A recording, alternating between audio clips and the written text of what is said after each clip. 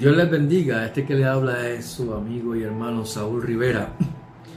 Y vamos a dar continuidad a esta serie de estudios del Apocalipsis, las 7 iglesias del Asia Menor. En esta ocasión le toca el turno a la iglesia de Filadelfia, la iglesia fiel y paciente, la que guarda la palabra de la paciencia del Señor. Busquen sus Biblias y vayamos al libro de Apocalipsis capítulo 3, en los versos 7 al 13. Dice la palabra del Señor: escribe al ángel de la iglesia en Filadelfia. Esto dice el santo, el verdadero, el que tiene la llave de David, el que abre y ninguno cierra, y cierra y ninguno abre. Yo conozco tus obras. He aquí, he puesto delante de ti una puerta abierta, a la cual nadie puede cerrar, porque aunque tienes pocas fuerzas, has guardado mi palabra y no has negado mi nombre. He aquí, yo entrego de la sinagoga de Satanás a los que se dicen ser judíos y no lo son, sino que mienten. He aquí, yo haré que vengan y se postren a tus pies y reconozcan que yo te he amado. Por cuanto has guardado la palabra de mi paciencia, yo también te guardaré de la hora de la prueba que ha de venir sobre el mundo entero, para probar a los que moran sobre la tierra. He aquí, yo vengo pronto. Retén lo que tienes, para que ninguno tome tu corona. Al que venciere, yo lo haré columna en el templo de mi Dios, y nunca más saldrá de allí, y escribiré sobre él el nombre de mi Dios, y el nombre de la ciudad de mi Dios, la nueva Jerusalén, la cual desciende del cielo de mi Dios, y mi nombre nuevo. El que tiene oído, oiga lo que el Espíritu dice a las iglesias. Y antes de comenzar, vamos a darle un poco de historia para poder entender cuál era esta ciudad, de dónde sale esta iglesia de Filadelfia. Comenzamos con que la ciudad de Filadelfia, o la ciudad de la Filadelfia antigua, es lo que se conoce hoy como Alaşehir. Esto se encuentra en Turquía. Cabe mencionar que el Asia Menor, lo que era en la antigüedad, el Asia Menor es lo que hoy se conoce como Turquía. Esta fue fundada para el año 189 a.C. Fue fundada por este rey, el rey Eumenes II, que este mismo le pone por nombre Filadelfia a esta ciudad en honor y por amor a su hermano Filadelfo. Filadelfia en el griego significaba la ciudad del amor fraternal. La iglesia en Filadelfia fue la segunda iglesia de las únicas 2 iglesias del cual no hubo nada negativo que decir a ellas. Esto es, a Esmirna y Filadelfia. Solo hubo elogios. Como las anteriores 5 iglesias, Filadelfia representa uno de los períodos de la iglesia de Cristo en la historia. El período que da paso luego de la Reforma Protestante. En otras palabras, desde el siglo XIX hasta el arrebatamiento de la iglesia. Así que Cristo se le revela a esta iglesia como el santo, el verdadero. Por eso es que Cristo nos pide que vivamos una vida de fe en Él, una vida en santidad.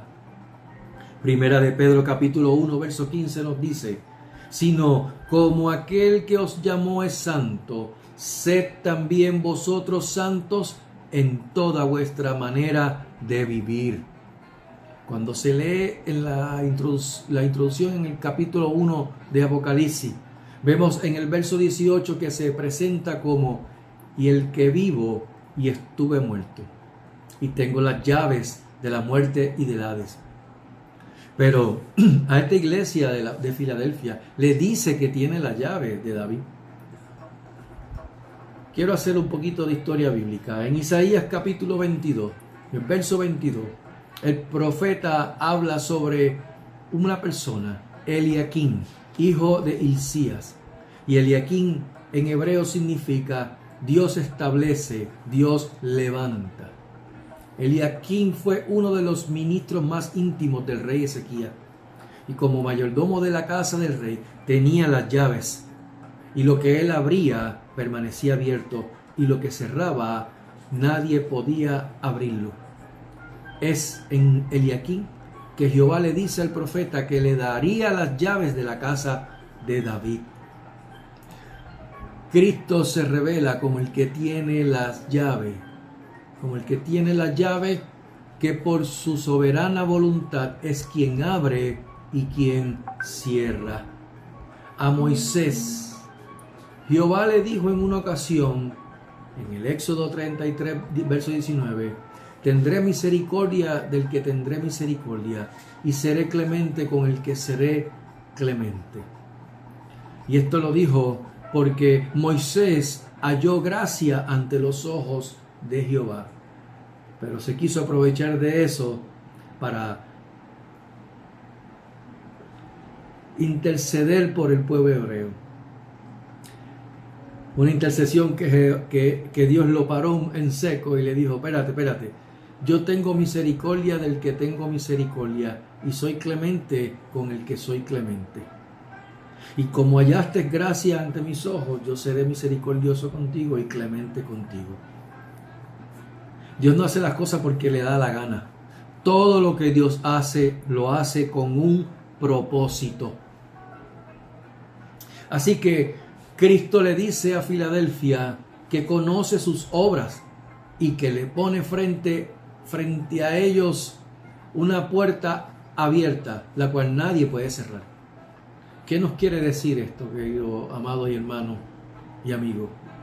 Una puerta abierta.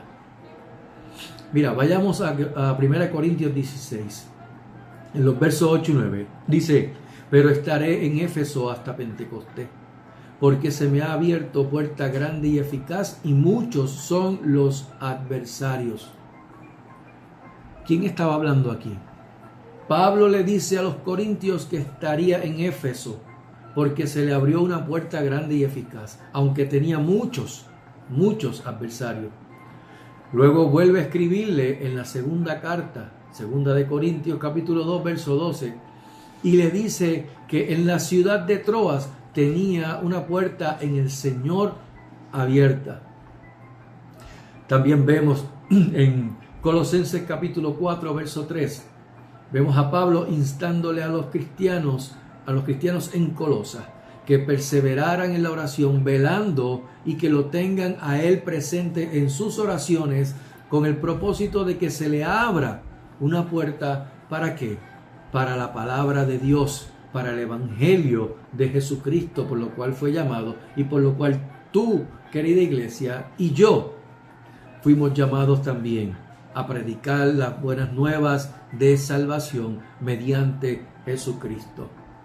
Como dije antes, Cristo pone frente a Filadelfia la oportunidad de proclamar el evangelio de Él, sin la preocupación de que se le fuera a cerrar esa oportunidad. ¿Por qué? Porque lo que Él abre, nadie cierra. Aún teniendo adversarios dentro que decían ser judíos y no lo eran porque estaban mintiendo. Filadelfia, por su posición geográfica como ciudad, estratégicamente hablando, se le conocía como la ciudad portera hacia la meseta. Su ubicación le daba acceso al resto del Asia, desde la bahía de Esmirna. Así que los cristianos en Filadelfia tenían de frente toda la posibilidad abierta de poder proclamar, de esparcir el evangelio de Cristo por toda Asia Menor. Qué oportunidad tan grande, maravillosa y poderosa Dios hace cuando abre las puertas. ¿Estamos dispuestos? Sabemos en el momento preciso cuando Dios nos abre la puerta para entrar y hablarle del Evangelio. No tan solo yendo a países o a ciudades, en tu trabajo, en tu comunidad, estando en el supermercado o en cualquier tienda. En el momento que Dios te abra la puerta, aprovecha la iglesia. Cristo los tenía allí estratégicamente ubicados para hacer de influencia a cientos de miles de personas. El doctor John Robert Stott, un presbítero anglicano del Reino Unido que fue en el siglo pasado, en el siglo XX, dijo lo siguiente, y cito: Cristo tiene las llaves y abre las puertas. Así que no nos permite que nos abramos camino a la fuerza descortésmente, por puertas que aún están cerradas. Debemos esperar a que Cristo las abra para nosotros, ya que continuamente se está haciendo daño a la causa de Cristo por el testimonio grosero e irresponsable. Así que, si hay una puerta cerrada, no trates de empujarla. No trates de, con tus hombros, querer abrirla. Espera a que sea Cristo quien la abra. Pues cuando Él abre una puerta, nadie la puede cerrar. El segundo elogio que Cristo le hace a Filadelfia o a la iglesia en Filadelfia es un poco contraproducente o contradictorio. Fíjense, miren este elogio. Tiene pocas fuerzas. En otras palabras, por sí mismos no tienen gran fuerza, dependían totalmente del Señor. Dice la Biblia en Efesios capítulo 6, verso 10. Fortaleceos en el Señor y en el poder de su fuerza. En segunda de Corintios capítulo 12, verso 9, Cristo le dice a Pablo: bástate mi gracia, porque mi poder se perfecciona en la debilidad. Así que mira lo que Pablo termina diciendo: por tanto, de buena gana me gloriaré más bien en mis debilidades, para que repose sobre mí el poder, el dínamo de Cristo. En otras palabras, si me voy a alardear de algo, lo haré de mis debilidades. ¿Para qué? Para que el poder de Cristo permanezca en mí. Para que no salga orgullo alguno por parte mía. Porque cuando entramos en el orgullo, caemos en la soberbia, y automáticamente tú caes en la soberbia, estás cayendo en el terreno de Satanás, que el Señor lo reprenda. Y Satanás es rey sobre todos los soberbios. Búscalo en el libro de Job. Así que, si por alguna razón te quieres alardear de algo, que sea de tus debilidades, para que el poder de Cristo siga permaneciendo en ti.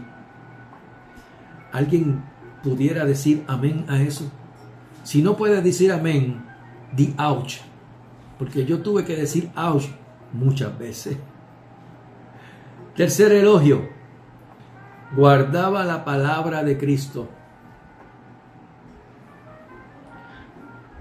Por lo que se menciona en el próximo versículo acerca de la adversidad de los que decían ser y mentían, se puede entender el por qué Cristo los elogia por guardar su palabra. Leemos en el verso 9 de Apocalipsis 3. He aquí yo entrego de la sinagoga de Satanás a los que dicen ser judíos y no lo son, sino que mienten. He aquí yo haré que vengan y se postren a tus pies y reconozcan que yo te he amado. El cuarto elogio.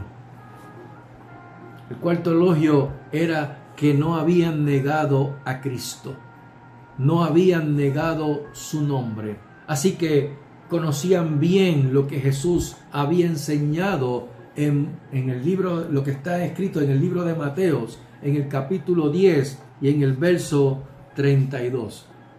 Permítame un momentito porque es menester que lea esos versículos. Verso 32 y 33 de Mateo 10. Así que no tema, a cualquiera pues que me confiese delante de los hombres, yo también le confesaré delante de mi Padre que está en los cielos. Y a cualquiera que me niegue delante de los hombres, yo también le negaré delante de mi Padre que está en los cielos. Filadelfia. La iglesia. El ángel de la iglesia. O sea, el pastor de la iglesia en Filadelfia. Tanto el pastor como la iglesia tenían total integridad a Cristo. Al igual que en Esmirna, también estaba este grupo de judíos que, perteneciendo a la iglesia, procuraban manchar el testimonio de Cristo. Pero a diferencia de con Esmirna, que les pide tolerancia, aquí en el verso 9, Cristo pone a los adversarios de rodilla. Quedan humillados delante de los que tienen poca fuerza, los que guardan su palabra, los que no han negado su nombre. En otras palabras, ya no se trata de que lo toleres ahora. Ahora resolveremos este asunto, este problema de estos individuos en la iglesia antes de que te acaben a ti. Y van a reconocer que yo les he amado a ustedes para que puedan ser guiados y dirigidos por amor y con amor. En el verso 10, Cristo continúa con más promesa y dice: por cuanto has guardado la palabra de mi paciencia.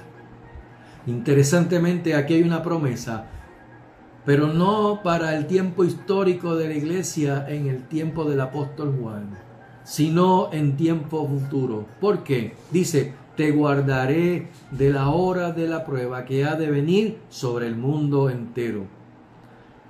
Querido amado y hermano, en ese momento no hubo ninguna prueba al mundo entero, por lo que esto se encierra en el tiempo escatológico profético para los tiempos del fin. No es una prueba para los de la ciudad de Filadelfia, ni siquiera para los que estaban en el Asia Menor, sino para el mundo entero. La frase o expresión de la hora de la prueba es lo que se conoce como, o lo que muchos conocen como, la gran tribulación. Y no voy a entrar en escatología ni tampoco en exégesis con respecto a eso. Pero existen tres puntos de vista teológicos respecto al período de la gran tribulación. Están los que creen en la iglesia pre-tribulacionistas, los mid-tribulacionistas y los post-tribulacionistas. Nada más con mencionar estas palabras se le enreda la cabeza y la mente y la lengua a cualquiera. O sea, el primero, pre-tribulacionista. Los pre, vamos a poner los pre, mid y post. El primero, que la iglesia será arrebatada antes del período de prueba sobre el mundo entero. Período de la gran tribulación. El segundo, que la iglesia estará los primeros 3 años y medio de los 7 años que comprenden o que se conocen o conocen como los 7 años, la última semana de Daniel, o los 7 años de la gran tribulación. Y número 3, los post. Los post son la iglesia que será levantada luego de que pasen los juicios o esta prueba de gran tribulación, porque eso no son juicios. Yo no voy a entrar a debatir sobre estas tres posturas, pero la iglesia tiene que tener toda la certeza y creer con toda certeza que lo que se conoce como el arrebatamiento o el rapto, aunque la palabra rapto no aparezca en la escritura, sí aparece la palabra arrebatamiento. Y tienen que creer con toda certeza que este arrebatamiento es el levantamiento especial de la iglesia, del pueblo de Dios, para Él mismo. Por lo que la promesa que Cristo le hace a su iglesia es que la librará de esa hora de prueba, como se menciona en Apocalipsis capítulo 3, verso 10. Les voy a dejar una pregunta para que ustedes mismos se la contesten.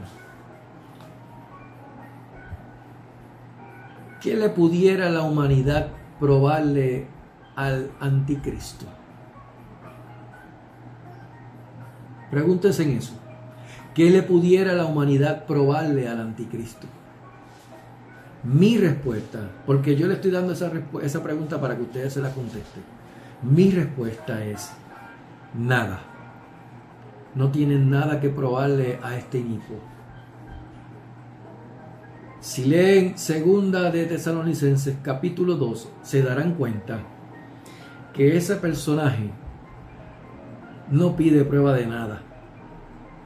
Simplemente actúa bajo el poder y la influencia de Satanás.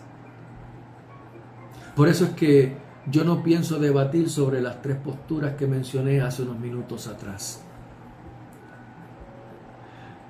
Él nos dice: te guardaré de la hora de la prueba. La iglesia es el cuerpo de Cristo. La iglesia es la novia del Cordero.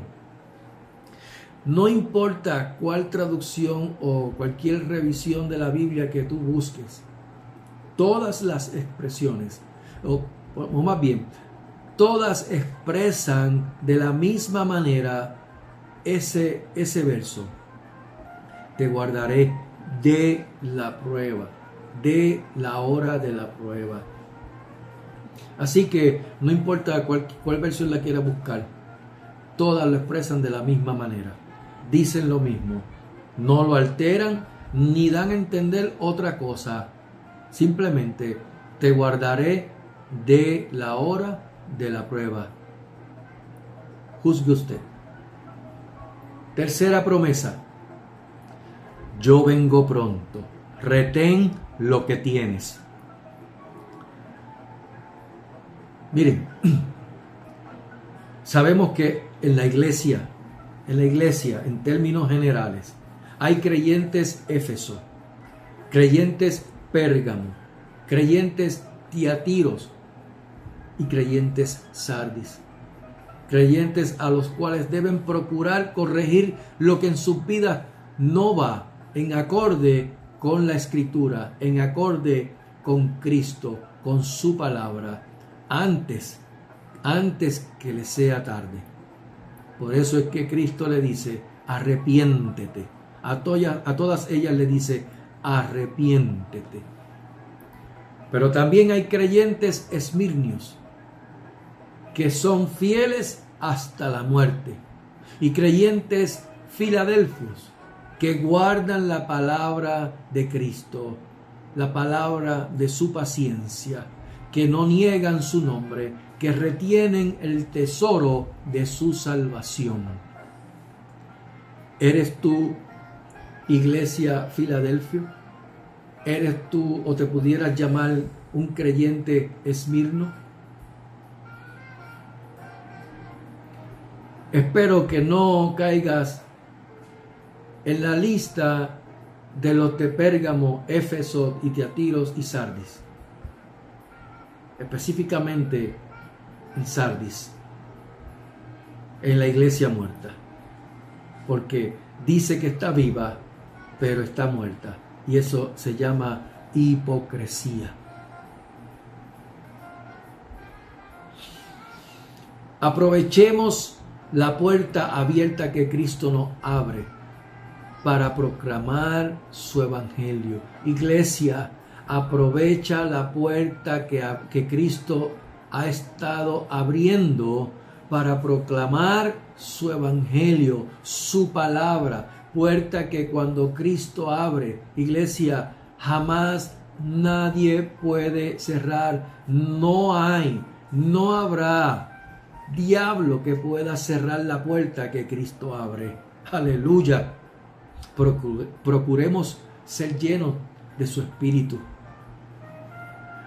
Iglesia, procura ser llena de su espíritu. Llena. Que en ti se manifieste el fruto de su espíritu. La esencia.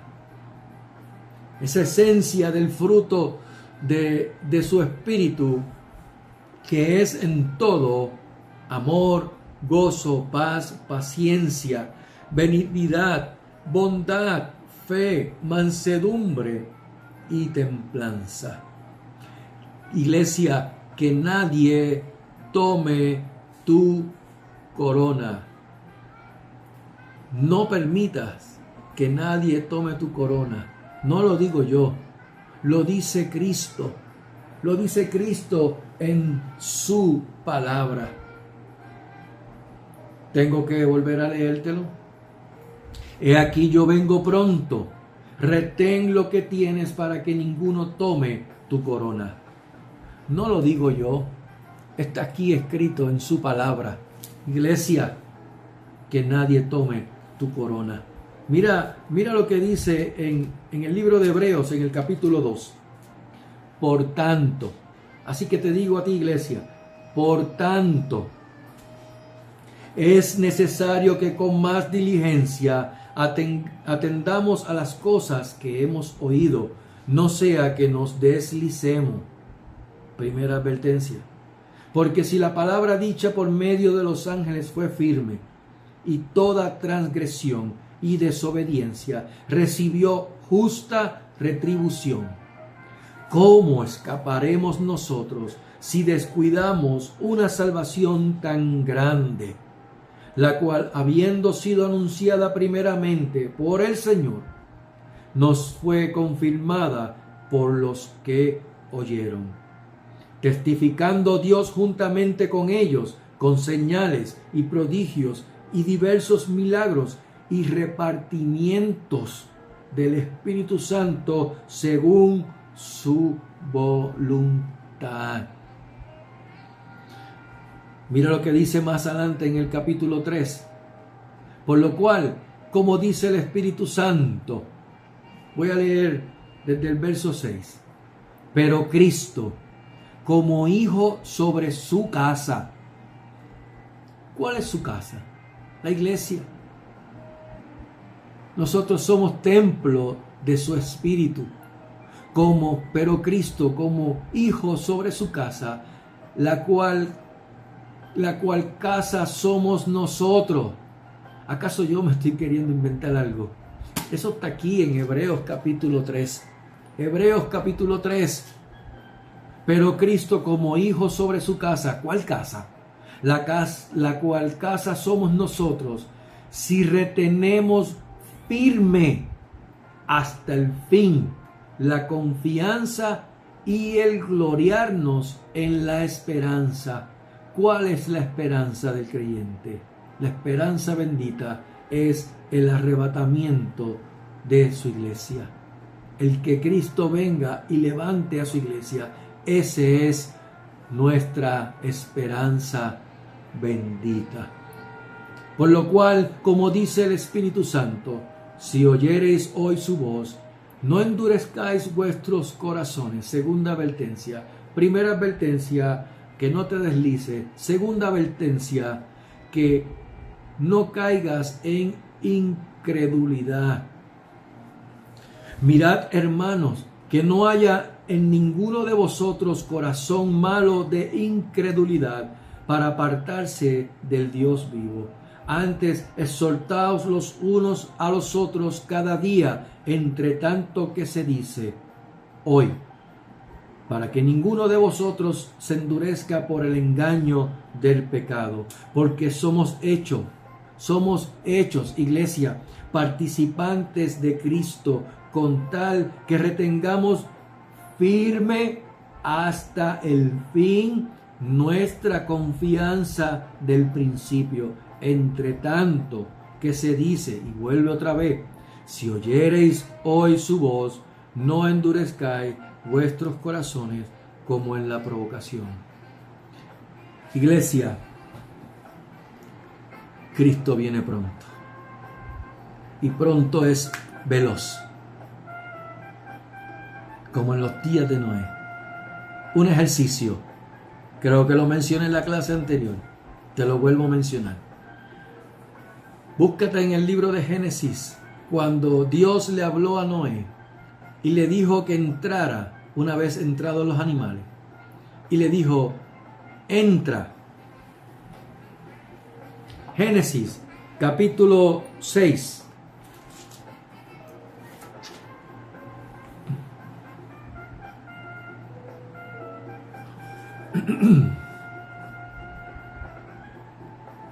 Aleluya.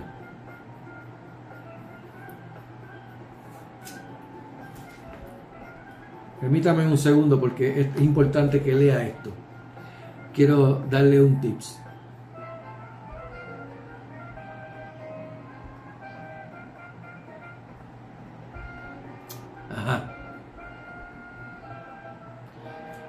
Capítulo 7 de Génesis, verso 4. Bueno, voy del 1.